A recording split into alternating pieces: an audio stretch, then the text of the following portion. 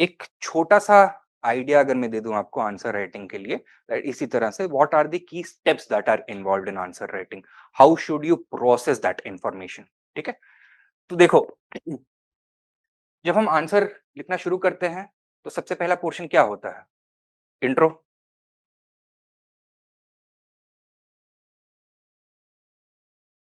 Then following that body,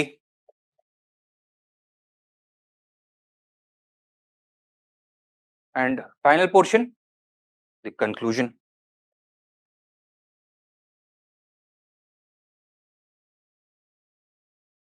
So, if you are executing the answer, this is going to be the direction in which your answer is going to flow.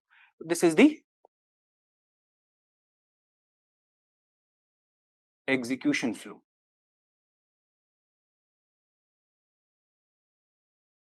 in this direction, right? However, when you are thinking about the answer, it can often be useful कि आप उसको reverse engineer करने की कोशिश करो.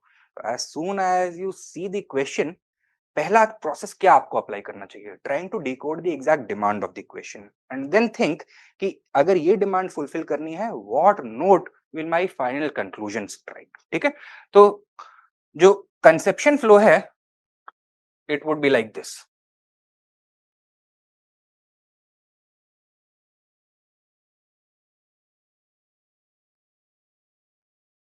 समझ में आ रहा है?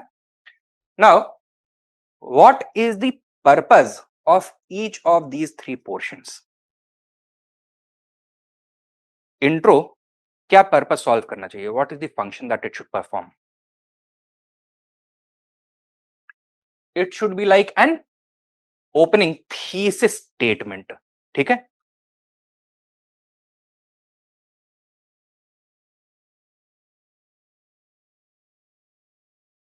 so without revealing too much about what is going to happen next, it should create the foreground for the rest of the answer, and it serves as a statement of problem. So what is the problem that we are trying to resolve?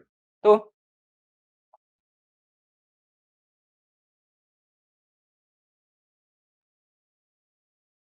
Problem statement की तरह है ये। समझ में आया? Then conclusion का काम क्या होना चाहिए? यहां पे आपने प्रॉब्लम स्टेट किया है, this should provide the solution. तो final solution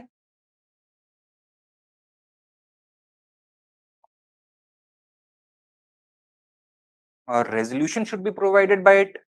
If the introduction is highlighting any contradiction, by the time you reach the conclusion, there should be a synthesis. Matlab, it is all about making this phenomenon make sense. Whatever the subject matter is, it should make sense now. So, this portion should act as a solution, a resolution or synthesis.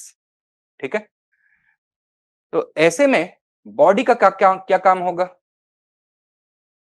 कि point A से point B तक पहुंचने के लिए आपने क्या रास्ता लिया। And answer writing is primarily a function of argumentation. You have to make arguments on one side, substantiate it, you have to make counter arguments, and then based on the evaluation of these arguments and counter arguments, you need to provide the final verdict. तो आप advocate का काम भी यहां पे कर रहे हो, दलीलें भी दे रहे हो, और जज का काम भी फाइनली कर रहे हो। ठीक है, तो बॉडी इज फॉर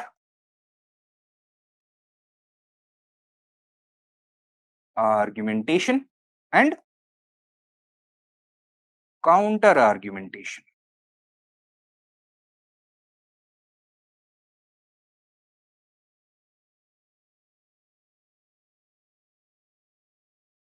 ठीक है, now what was that question जो कल दिया था मैंने? Does anybody remember? एक बार दिखा दो जरा। हाँ, critically evaluate non-Brahmanical religious literature for the reconstruction of India's ancient past. ठीक है, तो the first task that we should do जब हम आंसर को कंसीव कर रहे हैं, that is to identify the demand of the question.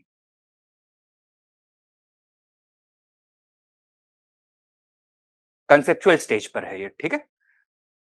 अब इस क्वेश्चन का एग्जैक्ट डिमांड क्या है? We need to evaluate the non brahmanical religious sources from ancient India as a source of history.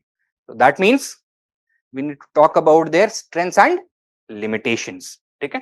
तो a good exercise that you can do at this stage is to translate the question in your own words so that जितनी भी demands है ना, that should be part of that phrase। तो क्या क्या यहाँ पे key demands हैं?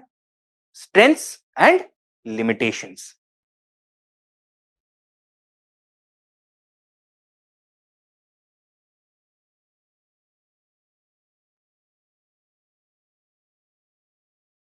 ये हाईलाइट करनी है हमको। तो once this is clear, you must be getting an idea कि आपके जो मेन बॉडी है इसमें ये दो कंपोनेंट्स, ये जो हेडिंग्स तो आनी ही आनी चाहिए, ठीक है। Now the next thing that you should decide is what is the note on which you are going to conclude the answer. क्या बोलना चाहिए? ये इतने अच्छे हैं कि that brahmanical sources and other available sources should be discarded completely, or based on the balance between strengths and weaknesses, strengths and limitations, it is wiser that all sources must be read critically and comparatively to create a composite picture of the past। क्या करना चाहिए यहाँ पर? composite picture बनाने के लिए all sources must be utilized, ठीक है।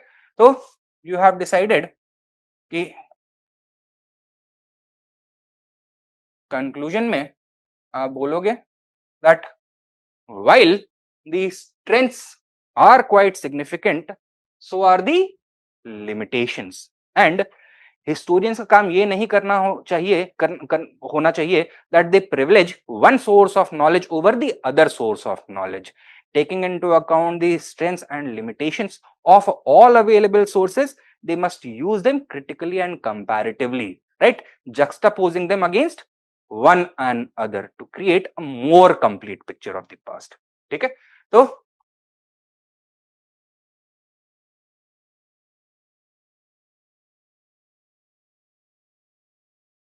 this is the note that you want to strike in the conclusion। you need to highlight the complementarity between various sources, ठीक है। ये आपने काम कर लिया है। तो यानी कि आपने ये आइडेंटिफाई कर लिया कि आप कंक्लूड किस नोट पे करने वाले हो। नेक्स्ट क्या करना चाहिए?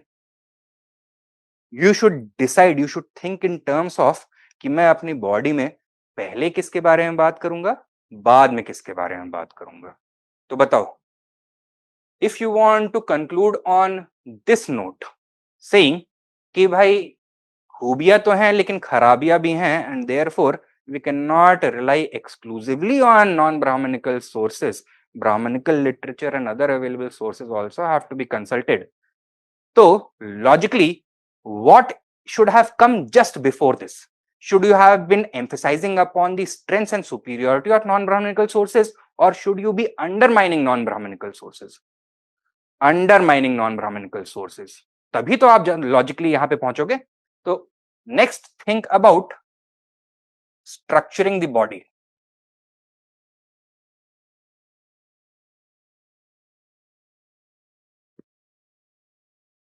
ठीक है। कि first you have to talk about the strengths and second you need to highlight the limitations so that you are in the subsequent portion, in the second portion of your body, trying to undermine the non-brahmanical sources so that you can give a balanced conclusion। so this is directly tied into this। then finally क्या करना चाहिए? एक ही portion बचा है, कौन सा? The introduction.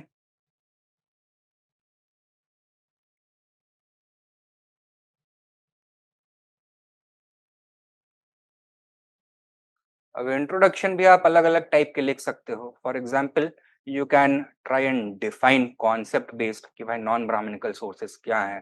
This refers to the Pali and Prakrit literature associated with the Buddhist and Jain communities respectively. It emerged as a major literary genre following or during the Mauryan and post-Mauryan ages. इस तरह का एक opening कर सकते हो definition based. Then context based कर सकते हो that in contrast to Brahmanical literature, Buddhist and Jain literature often offers unique insights, right? तो इस तरह से ओपनिंग कर सकते हो. उसके कई सारे स्ट्रेंथ्स हैं. हिस्टोरियोग्राफिकल ओपनिंग कर सकते हो that orientalist emphasis on brahmanical literature resulted in a distorted picture of the past. Later, Marxist scholars shifted their attention towards non-Brahmanical sources for their many strengths, for their many advantages.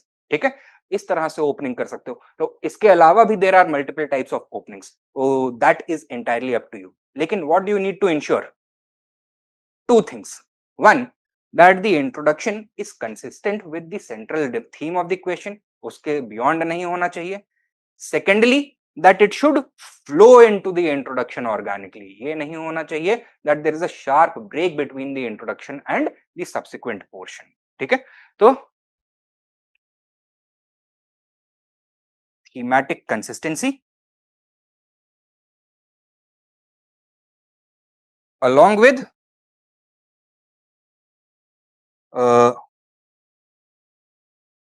natural flow. This is what you need to ensure. तो यहां पे बताओ, out of the three options that I told you, which one would be best suited for this particular answer? Definition based, context based या debate based? Debate based, क्योंकि यहाँ पे clear historical debate है. And यहाँ पे फिर आप अगर डिबेट की तरह इसको प्रेजेंट करते हो, you will be able to marshal historiography, तो that can add value to the quality of your answer. ठीक है, तो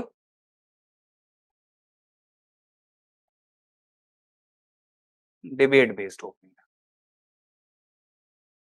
तो अभी बताओ, am I talking anything rocket science? को समझ में आया है ना? So the thing is कि we don't have awareness of this. That is simply it. It is a process which we need to train ourselves in, which we need to perfect over time. और धीरे धीरे हो जाएगा. Yes, you are going to make mistakes. Yes, it is going to be a testing and trying process.